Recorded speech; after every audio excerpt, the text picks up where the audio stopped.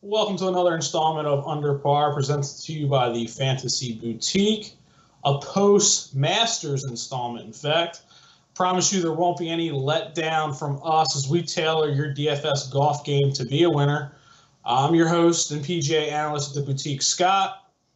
And on this installment of Under Par, I'll recap the first major, the Masters, give you a course and tournament overview of this week's event, the RBC Heritage, and I'll give you my 4x4 plays of the week, 4 golfers who will make up my core player pool for DFS lineup construction on FanDuel and DraftKings, as well as 4 golfers who I feel are value targets, guys coming in with good form or whose skill sets I think fit the course at Harbour Town. So let's talk about the Masters, where we saw the PGA villain Patrick Reed earn his first major victory and gets to don the green jacket and bragging rights for the next calendar year. Reed withstood a furious charge from Jordan Spieth and Ricky Fowler on Sunday to win by 1 stroke over Fowler at 15 under. Although I didn't have him in my player pool, you could kind of see the good play coming from him, just maybe not a win. He came in with really good form. He made it to the quarterfinals of the match play event a couple weeks ago, knocking out Jordan Spieth in the pool play. He finished second at the Valspar, and he finished 7th at the Arnold Palmer Invitational. He did exactly what you need to do at Augusta, and that's take advantage of the par 5s. He was 13 under par on the par 5s through the 3 rounds. I think he birdied or eagled, I think every one but one over the first 3 days. He just made par on all of them on the 4th and final round on Sunday, and then he just survived the rest of the course. Took what the course gave him, made pars, sprinkled in a few birdies here and there, and ended up coming away victorious. I'm going to go on a little side rant here. If you're not familiar with Patrick Reed, I'm going to do a little backstory on him because he kind of is viewed as a villain. If there's anybody on tour that doesn't need the help or confidence of letting people know how good of a golfer he is, it's Patrick Reed. And him wearing the green jacket for the next year is probably just going to make things worse.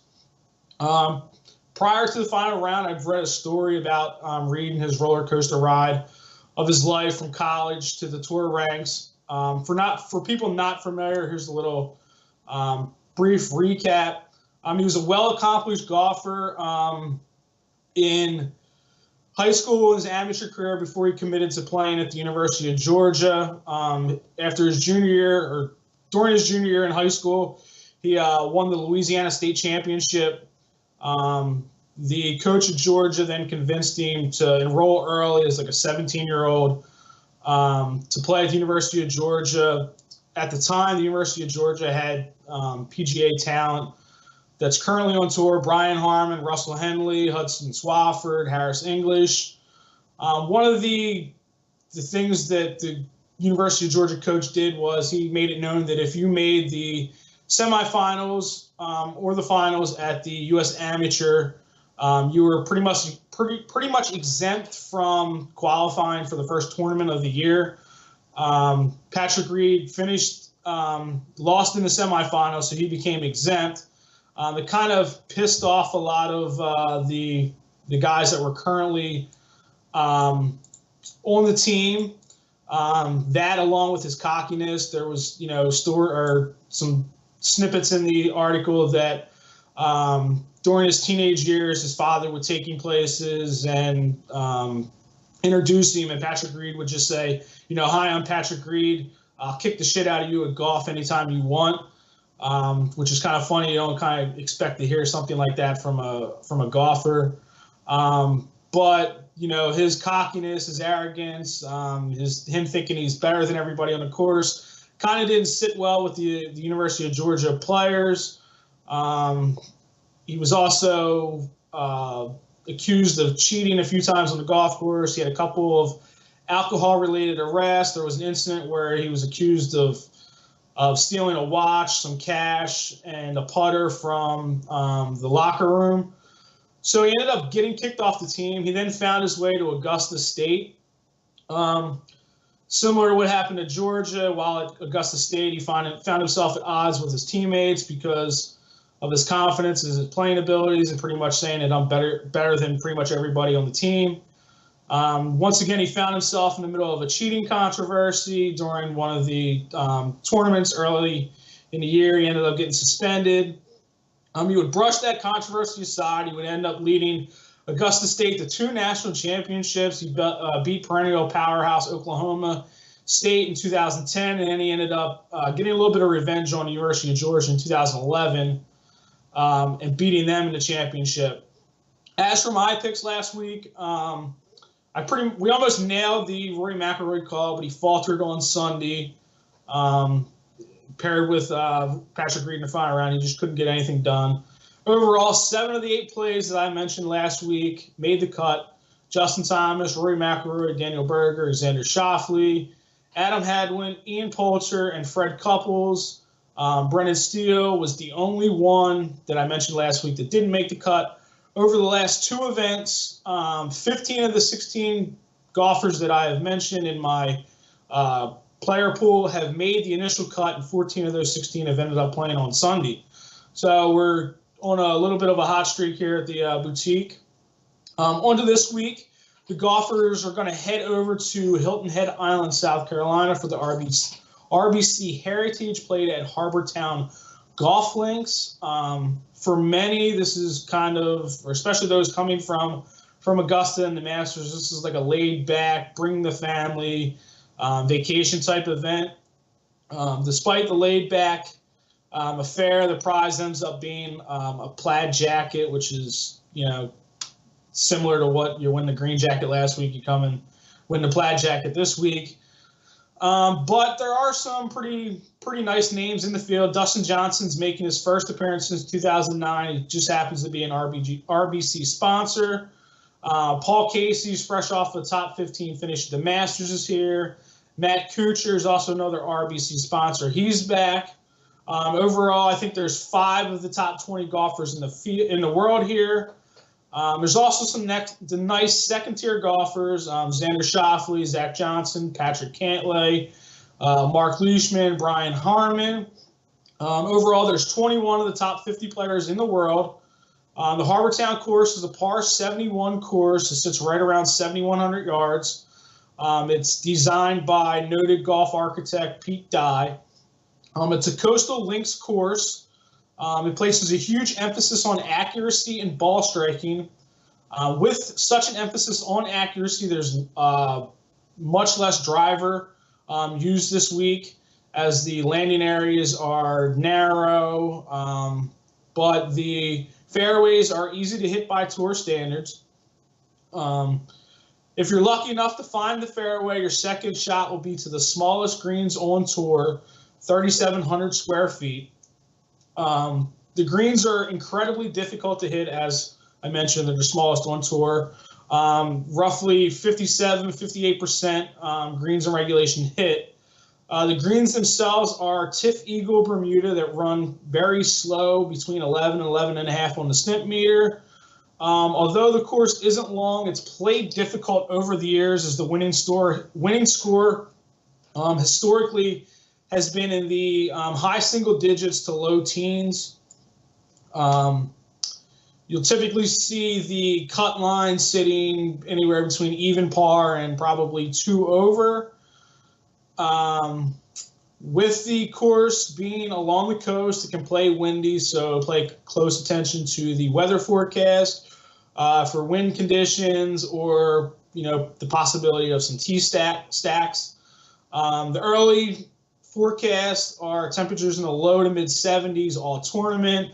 Thursday, it's looking like little to no wind. Friday, the wind's going to start to pick up. You'll see 10 to 15 mile an hour winds on Friday, 10 to 20 on Saturday. And then it looks like there's thunderstorms that are potentially rolling in on Sunday morning. So there's probably going to be some rain, and coupled with that, there's going to be 15 to 25 mile an hour winds. So there's really nothing we can do about the weekend, but if occasional, storm or windy conditions pop up Thursday, Friday, there could be advantageous to stack some of the tee times. Now on to my picks for the week. Once again, these are first 4 guys or golfers who will make up my core group of golfers in my player pool for lineup construction on DraftKings and FanDuel. The first golfer is Paul Casey. He's $12,000 on FanDuel, $11,300 on DraftKings. Odds to win the tournament at 14-1. Casey comes in with incredible form. He won at the Valspar, so we know he's capable of winning golf tournaments. I expect him to be right back in the hunt come Sunday. He's got top 10 or top 20 finishes in 5 of his last 6 events. Over his last 10 tournaments, Casey has the 4th best key stat average in the field. He missed the cut at the Heritage in his last appearance in 2016, but his 3 other appearances have resulted in top 25 finishes. Stats for Paul Casey: he ranks inside the top 10 in the field in strokes gained tee to green, scrambling proximity, par 3 scoring, strokes gained ball striking, par 3 efficiency between 175 and 200. I mentioned that because all 4 par 3s fall in that range. Strokes gained approach, birdie or better percentage, strokes gained around the green, greens and regulation percentage, par 3 birdie or better percentage, and scrambling. Second golfer is Brian Harman. He's $10,600 on FanDuel, $9,800 on DraftKings. Odds to win the tournament at 33-1. I just happened to take a look at the picture, and you see TTR riding a little tricycle in the back there. Harman's kind of cooled off since a hot start to the year. With that said, he's still only missed 1 cut on the season. He made the cut at the Masters. I think he finished 44th or somewhere in that range. So although he didn't have a strong showing, he still made the cut. He made the round of 16 at the match play. He had a 5th place finish in 1 other event in his last 5. As for his course history, he's made the cut 5 of 6 times at Harbortown, with a 9th place finish last year and a 7th place finish in 2014. His game suited for the course with his accuracy and his ball striking. Stats for Harman: he's 1st in the field in scrambling proximity. He's 2nd in good drive percentage. He's 3rd in strokes gained putting, 3rd in strokes gained or par 4 birdie or better percentage, 4th in greens and regulation, and he's 5th in par 4 scoring, 6th in driving accuracy, and 7th in birdie or better percentage. The third golfer is Zach Johnson. He's $10,300 on FanDuel, $7,900 on DraftKings. Odds to win the tournament at 50-1. Johnson's pretty much as steady as they come on a golf course. My only gripe about him is not really with him, but it's his stupid caddy that does the little chicken dance or the flapping of the wings every time he makes a birdie. Johnson's made the cut in all 10 events on the year. His course form, however, is a little spotty, so he's a great GPP option. He's got an average finish of 53rd in his 12 career appearances at the RBC Heritage. He's made 9 of those 12 cuts, 2 top 10s, 2 top 25s. Stats for Johnson: he's 3rd in the field, par 3 scoring. He's 4th in proximity, 4th in bogey avoidance. He's 5th in strokes gained approach.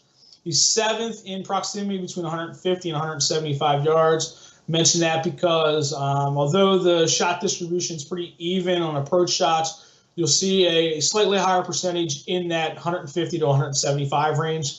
And he's also 10th in the field in strokes gained tee to green. The 4th and final golfer in my core group is Cameron Smith. He's $9,800 on FanDuel. He's $9,000 on DraftKings. Odds to win the tournament at 30-1. Cam is bordering on elite level golf status. The 24-year Australian is making a name for himself this season. He started off before the PGA Tour season. He won the Australian Open back in Australia. I made mention of him early Tuesday, Wednesday last week in our members-only chat about him being a possible dark horse, but I didn't expect a T5 at the Masters. It was only his 2nd appearance, but hey, we'll take it. Prior to that T5 at the Masters, he made the semifinals of the match play, Advancing out of the pool play, in his pool that consisted of Hideki Matsuyama and Patrick Cantlay. He then beat Tyrell Hatton in the round of 16 before falling to Alex Noren in the semis, I think the semis. Cam's had success at Harbour Town. He finished 28th last year, 15th in 2015 as a young 22-year-old. Stats for Smith, he's 4th in the field, par 4 scoring. He's 5th in bogey avoidance, 8th in scrambling proximity, 10th in scrambling, 13th in par 4 birdie or better percentage. He's 15th in strokes gained around the green, and he's 19th in birdie or better percentage. So once again, core plays are Paul Casey, Brian Harman, Zach Johnson, and Cameron Smith. Now onto my value targets. Once again, these are guys that kind of flying under the radar, who's coming in with good form, or whose skill set I just feel fits the course at Harbour Town. The first guy is Patton Kizzire. He's $9,000 on FanDuel. He's $7,300 on DraftKings. Odds to win the tournament at 101. Kind of hoping that people see the missed cut last week at the Masters and avoid Kizzire like the plague. This week, Kazzire's able to leave the driver in the bag and club down, so he should see success. Where he got into a lot of trouble last week off the tee was because of the driver. He's got a positive rating on both FanDuel and DraftKings in our odds versus pricing model, and frankly, at 100-1 for a guy that's already won twice on the tour this year, it seems like criminally low. He struggled recently. In addition to the Masters, he's missed the cut in 3 of his last 4 events. And that's not including being bounced in the pool play stage of the match play event. However, he's made the cut all 4 appearances at the RBC Heritage, with an 11th place finish last year and a runner-up in 2015. Stats for Kizzire, he's 3rd in the field, birdie or better percentage. He's 6th in greens and regulation. He's 8th in proximity between 150 and 175 yards. He's 8th in par 4 scoring, 9th in par 3 birdie or better percentage. And then he's 12th in strokes gained putting, 13th in bogey avoidance. I just really like Kizzire this week as, potential sleeper if guys, just discount the last week of the Masters and his previous few tournaments. The second value target is Charles Howell III. He's $10,500 on FanDuel. He's $7,300 on DraftKings. Odds to win the tournament at 55-1. Chucky Three Sticks, as he's often referred to, is once again back to playing consistent golf. He's certainly not going to win this week. He's only got 1 or 2 career wins in, like a dozen years on tour. But he's a consistent cut maker, which you need each and every week in DFS purposes to get that elusive 6-6 golfers through the weekend. For the year, he's made 12 of 14 cuts with 8 top 25 finishes. He comes in with 3 top 20 finishes. He's 18th at the Houston Open. He made the round of 16 at the match play. He was 14th at the API. At Harbour Town, things are not quite as consistent for his CH3. He's got an average finish of 59th over his 11 career appearances. He's made the cut 7 of those times. He's got no top 10 finishes. He's got 3 top 25 finishes. CH3 owns the 8th best key stats average over the last 5 tournaments in the field. He's a better play on FanDuel, where he's a positive odds versus pricing rating compared to a negative on DraftKings. Stats for Hal, he's 3rd in the field, bogey avoidance. Then he's 5th in greens in regulation percentage. He's 5th in scrambling proximity, 7th in strokes gained tee to green, and he's 8th in par 3 scoring. Third golfer is Russell Knox. He's $9,000 on FanDuel. $7,800 on DraftKings. Odds to win a tournament at 60-1. Knox is coming in with spotty current form as he missed the cut in 3 of his last 6 events, with only 1 top 25 finish in that time frame. However, Knox has made 4 appearances at Harbour Town since 2014, And he's got finishes of 11th last year, 2nd in 2016, 18th in 2015, and a 9th place finish in 2014. So it's safe to say he feels comfortable at this course. He's a better play on DraftKings, where he's a positive rating, odds versus pricing compared to FanDuel. Stats for Russell Knox, he is 5th in the field, proximity between 150 and 175 yards. He's 7th in scrambling proximity. He's 8th in greens and regulation, 8th in good drive percentage, and then he's 16th in strokes gained around the green, 20th in proximity, and he's inside the top 25 in par 4 birdie or better percentage and par 4 scoring. The last golfer of my value targets is Si-Woo Kim.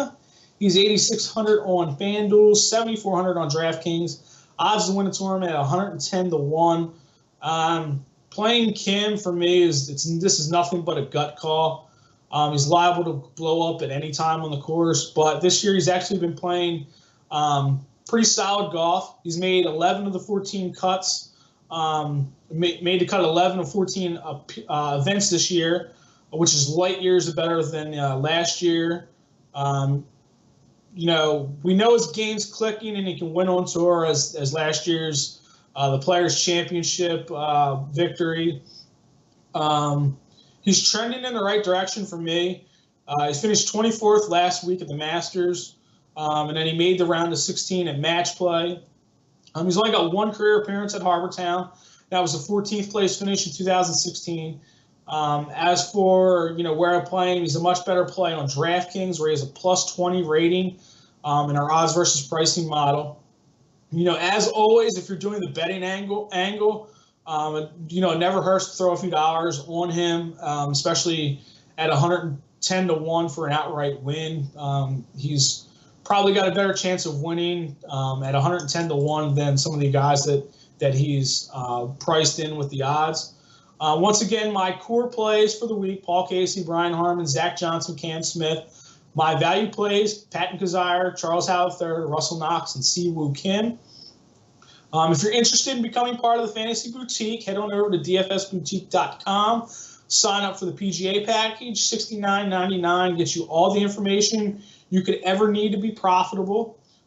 Gets access into our members-only chat, course tournament breakdown and overview, our odds versus pricing model, current and course form chart, weekly cheat sheet. You'll get our GPP and cash rankings, as well as golfer write-ups and my weekly player pool. I'm not sure about the season package. We offer a weekly package to get your feet wet. PGA isn't the only sport that is offered at the Fantasy Boutique. We also cover the left-hand turns of NASCAR. We dabble a little bit in MLB. NHL and NBA are winding down, but we got you covered there as well. We just released an MMA package for those fans of the Octagon. Once again, head on over to DFS Boutique, where we tailor your game like a winner. Daily fantasy sports designed by winners. That's all for this week. We appreciate you tuning in. Give this video a like and a share down below. And I'll catch you next week as we head to the Lone Star State of Texas for the Valero Texas Open in San Antonio. Once again, I'll see you next week. I'll talk to you later. Bye.